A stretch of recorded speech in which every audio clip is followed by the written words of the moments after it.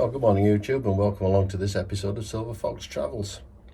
And as you can see, I'm getting all togged up for my very first ride out since since the back end of last year. I think it must have been October time when I was last on one of the bikes. And today I'm just going to take a little short run out just to get my mojo back. I'm going out on the Cub, and let's see where we get to. Right, join me on the bike.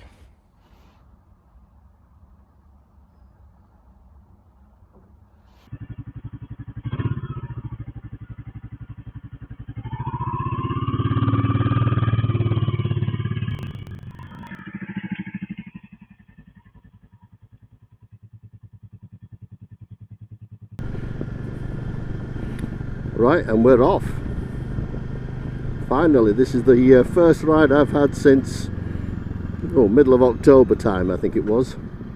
And well, what a load of things have been happening since then.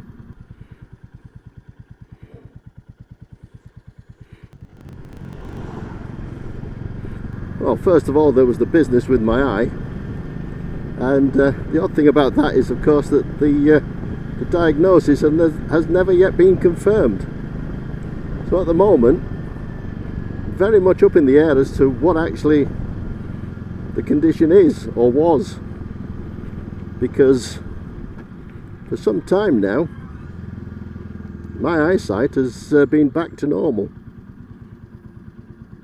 There's no droopy eyelids, there's no double vision, there's nothing really. So it begs the question, what was it? Anyway, that's all by the by. The ophthalmologist and the resident doctor at the time, a couple of weeks ago, about a week ago now, they both said to me that there's absolutely no reason why I shouldn't be riding. But of course I've told you all that in a previous video if you've watched my video diaries. Anyway, so there we are. I'm back out on the bike, and I'm tentatively getting my mojo back. There you go, ice. It doesn't affect just you, got me too.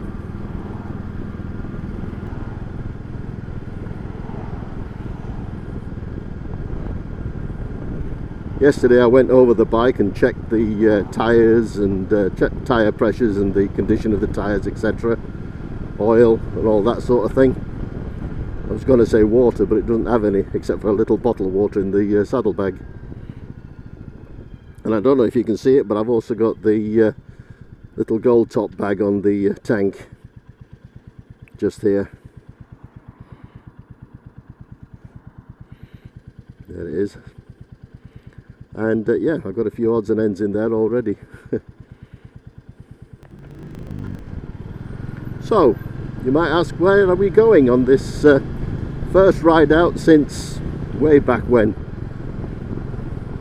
Well, I'm actually out to look out for a bit of an interesting building, not too far away, over in Headingley. And I passed it several times in the car and what have you, and never really knew what it was. In fact, initially I thought it was just like a closed down public convenience, old stone construction of some sort. It looked very odd.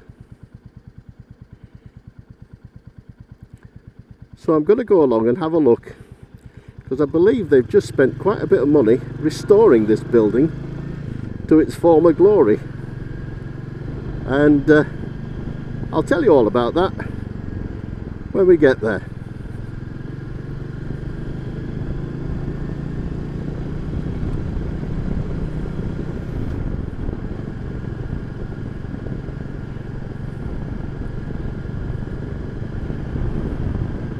As you can see, I've got the heated gloves on and I've got the heated vest on, because it's not very warm out here.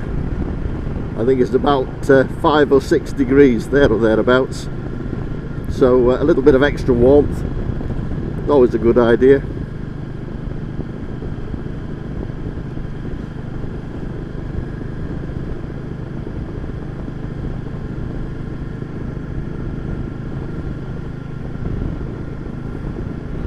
not too bad a day actually. Missed a couple of showers earlier. Thankfully I managed to dodge them.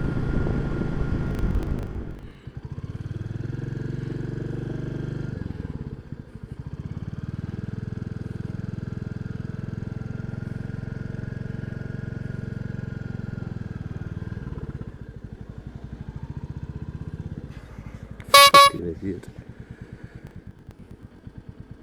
Takes all sorts, I suppose. Nice little red car there, driven by somebody who clearly wasn't looking. And I thought I had eye problems. I was just in Headingley now, famous for its stadium, cricket, rugby, all that sort of stuff.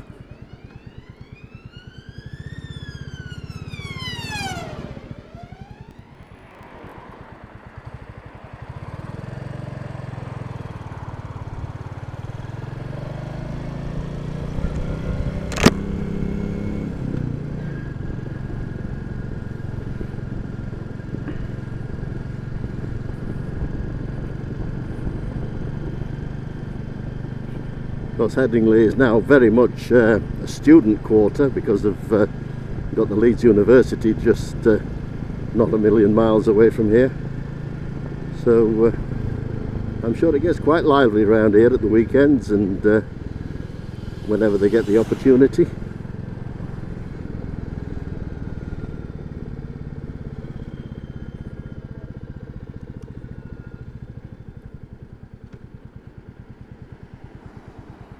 Now we're going left here,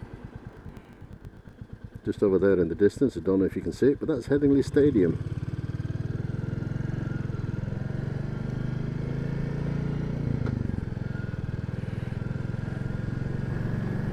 Now what I'm looking for should be along here somewhere.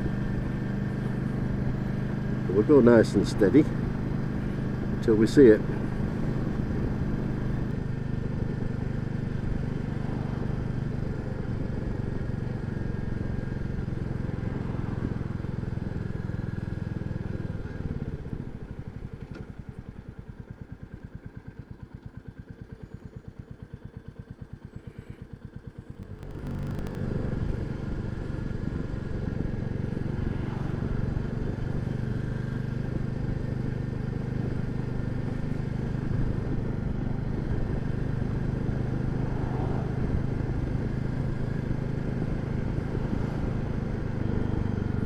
I believe it's just about here.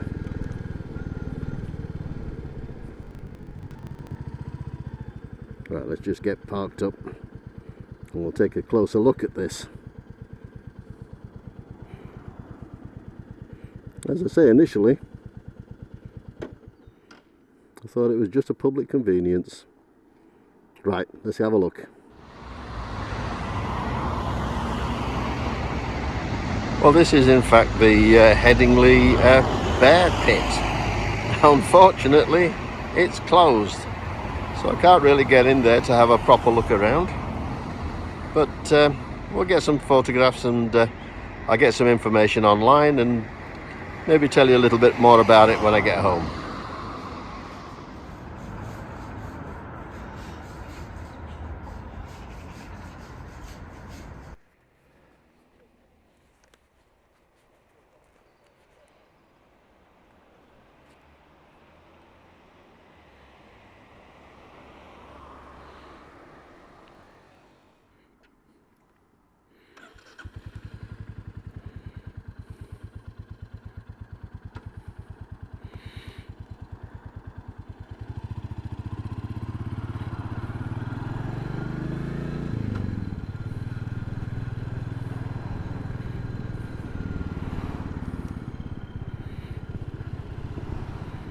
Okay, so what's the history of that place? Well, back in the Victorian times, it was part of a zoological gardens, and that was the bear pit, and they used to keep a bear in there. Rather cruel, I think. Yes, they used to keep a bear in there, and apparently it had a pole where it could climb up and people could feed it buns. There were other similar cages which had monkeys in it and birds and, well, you name it. That was the thing back then, wasn't it? People would come and gawp at them, and I don't think that was a particularly nice way of treating them. A little bit more thoughtful these days, and a little bit more inspired in the way they try to manage the husbandry of animals. It's a much nicer way of treating them these days. And as I say, I'm going to find a bit more information, and I'll put it on the screen towards the end. Oh dear, looks to be a bit of roadworks up ahead, a bit of a mess. But I've found another little place where I might call in and get a bit of lunch, or at the very least a coffee, and see how we go from there. It's called the Barn, and it's at a little urban farm, not very far from here, and it looks quite nice, so let's go and give that a try.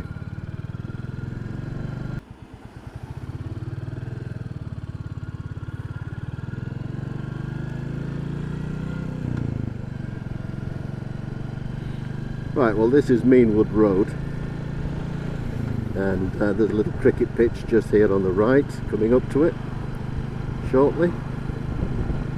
Other end of these houses, and just opposite that cricket pitch I think is where I turn left. Yes, Meanwood Urban Valley Farm. There's the cricket pitch, and there's the sign. So let's go and check out the barn.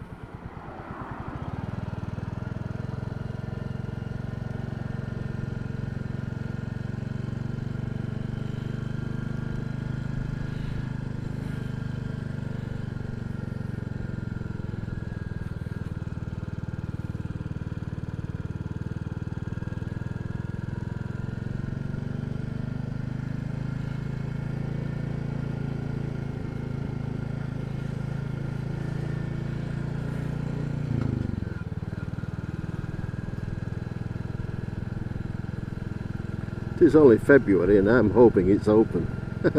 Look a bit silly if it isn't, but then again, if it isn't, well, there's always Squires. Well, it's looking open to me.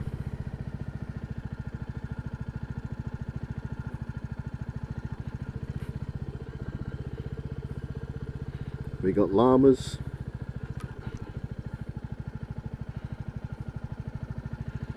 We got donkeys. If we can park on the end here.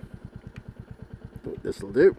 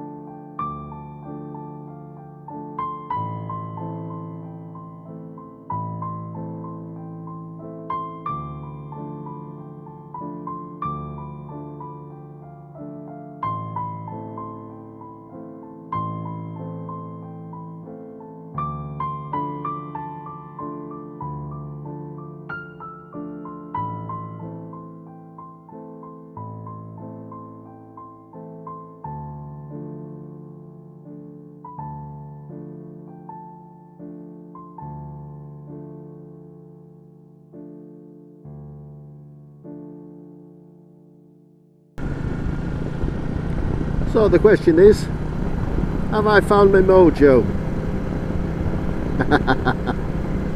Well, I don't think I ever lost it. It was just buried underneath a cover somewhere. But yeah, I'm back.